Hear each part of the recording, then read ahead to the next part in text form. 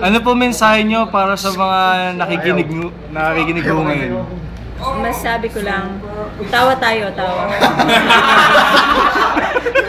Tawa naman. Yun ang masasabi ko sa Para sa ako ang biktima dito. Ayaw nang salita. Hindi, kasalanan lahat dito. Pero nagpapasalamat kami sa leading man. Malaki kamo. Malaki yung pagpapractice niya ng English vocabulary. Nasaan po ba ang leading man na sinasabi niyo? Yun!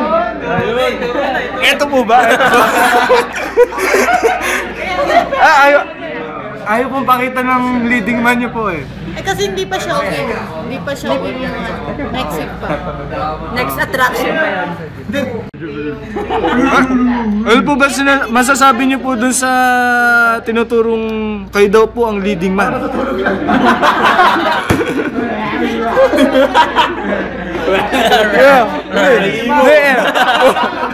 Ako nagtatakip.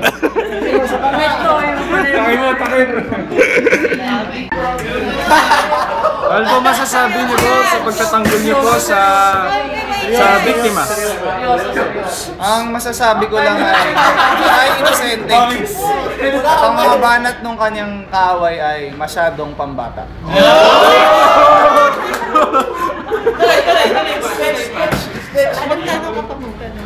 Kahit nasaan mo tingnan. English. English. So you want it in English. Okay, maingay. At any angle.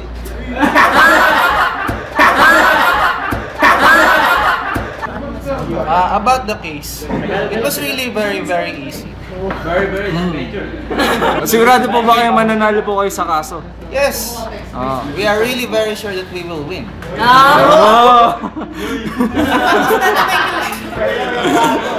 Kamusta na may kliyente mo? Wala lang Tuloy tayo sa manager. Si Margada tutukan. Oo, hindi ko nga eh, kapitbahay.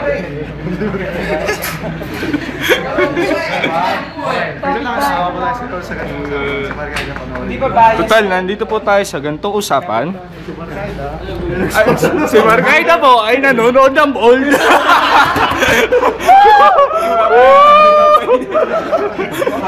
Kaya pala hindi niya pa alam kung sasabi siya. Interviewin po natin ang ating manager. Totoo po ba ang alitan ninyo ng biktima? Hindi wala kami alitan.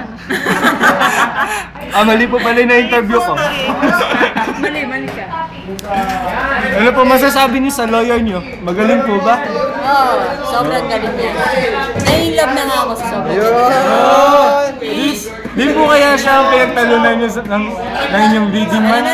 Di kaya siya ang pinagtalunan niyo ng leading man? Sino? Si Joel, si attorney. Hindi ko alam. Sinari, extra. Ikaw yan. Ba't kami? Correct my grammar, wrong. Pinabati ko po. Ito po ang mga kapamilya ng biktima. Ayaw na po namin magsayo. Kunyari birthday. Korte na lang magsasabi. May artista ako. Hello po sa... Ito bilang kapatid, nasaktan ako. Kaya niya pinatay yung mga nasa bus. Hindi, pulis yung may kasalanan, pulis. Wala na akong masasabi. Ginagano pa yung Saan po kaya tutungo ang kasong